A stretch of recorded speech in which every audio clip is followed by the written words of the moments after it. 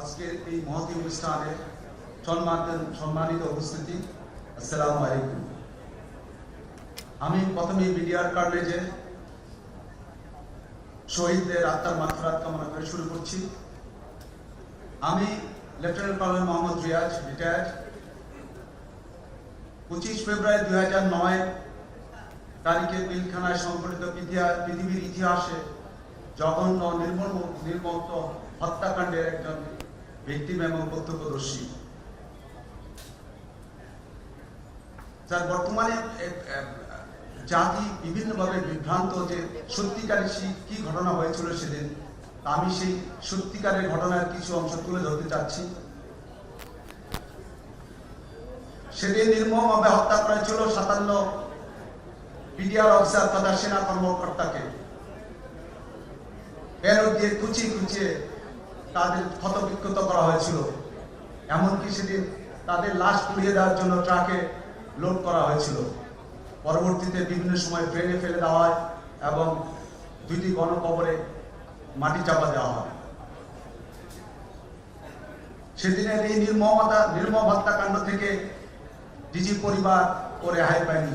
DG পরিবার এবং ডিজির বাসায় আগত মেহমানদেরকেও তারা নির্মমভাবে হত্যা করে। এই রক্তপিপাসী জওয়ানরা সেদিন এখানেই থেমে থাকেনি। তারা অফিসারদের বাসা থেকে ভাবি, বাচ্চা, নারী, শিশু, বৃদ্ধাদেরকে নিয়ে এসে কোয়ার্টারে ছোট ছোট ছেলে বন্দি করে।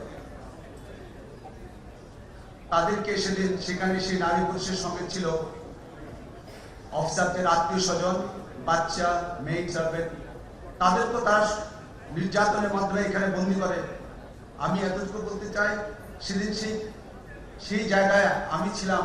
আমি দেখেছি নারী শিশুদের কি আর্তনাদ, কি আর্তচিৎকার, সত্যি সেটা ভাষায় প্রকাশ করা যাবে না।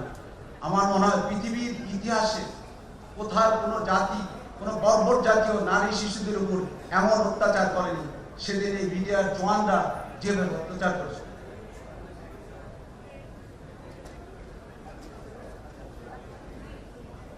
হাবিদের যখন নির্যাতন করা হচ্ছে এবং নারীদেরকে, বাচ্চাদেরকে, সেই সময় আমি দেখেছি তাদের আত্মচিৎকার, পাশাপাশি বিডিআর জওয়ানদের বিজয়ের উল্লাস, যেটা ছিল সত্যি সহ্য করার মতো না।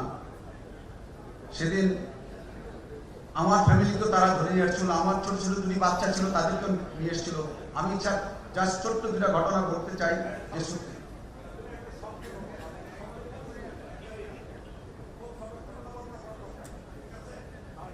স্যার, আমি তার ঘটনা যেতে যাচ্ছি স্যার। সেদিন বিডিআর সৈনিকরা শুধু এখানে থেমে থাকেনি, তারা বাসাগুলোতে গিয়ে হামলা করে, লুটতরাজ চালায় এবং সম্মানিত টাকা পয়সা চুরি করে নিয়ে যায়। তারা অফিসারদের গাড়ি ভাঙচুর এবং সরকারি সম্পত্তির ব্যাপক ধ্বংসযজ্ঞ চালায় এবং বিডিআর পিলখানাকে একটি ধ্বংসযজ্ঞে পরিণত করেছিল। সেদিনের সেই ট্রমা আমি জানি যে আমাদের ভাবি এবং আমাদের বাচ্চারা আজও বয়ে বেড়াচ্ছে। কিন্তু কি অপরাধ ছিল সেদিন সেই অফিসারদের? অনেকে আমাকে জিজ্ঞেস করে তাদের কি অপরাধ। আমি 15 বছর পর যে উপলব্ধি করেছি, তাদের একটাই অপরাধ ছিল, তারা ছিল দেশপ্রেমিক সেনা অফিসার, যারা জীবন বাজি রেখে সীমান্ত রক্ষা করেছিল। এটাই ছিল তাদের অপরাধ।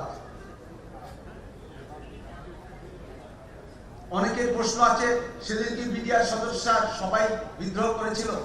আমি যেহেতু ওখানে ছিলাম, মানুষদের বলতে চাই, সেদিন বিডিআর সদর দপ্তরে প্রায় 5000 বিডিআর সৈন্য ছিল এবং অস্ত্র 5000 ছিল। 25 তারিখ সকাল 9টার পরে 20 মিনিটের মধ্যে সমস্ত অস্ত্র স্বতঃস্ফূর্তভাবে বিডিআর সৈনিকরা নিয়ে যায় এবং হত্যাযজ্ঞে অংশগ্রহণ করে। অতএব কেউ যদি বলে থাকে সমস্ত বিডিআর এই হত্যাযজ্ঞে অংশগ্রহণ করেনি, হত্যাযজ্ঞে তারা অংশগ্রহণ করেছে এবং সহযোগিতা করেছে, একমাত্র সুবিধা নুরুল ইসলাম ছাড়া আর কেউ এর প্রতিবাদ করেনি। বিডিআর কাণ্ডের পরবর্তীতে তদন্ত হয়েছে, 4টা তদন্ত আমি বলবো।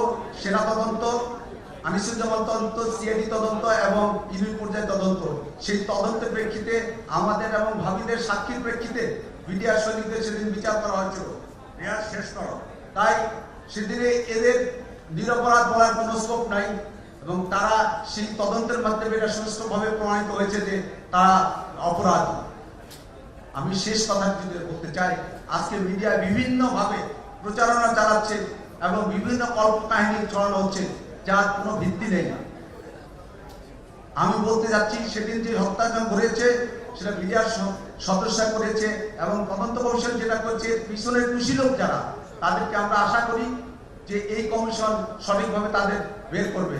আমি শেষ কথা একটু বলতে চাই, আপনারা বিভ্রান্তি কান্না দিয়ে এই দেশপ্রেমিক সেনাবাহিনীকে প্রশ্নবিদ্ধ করবেন না।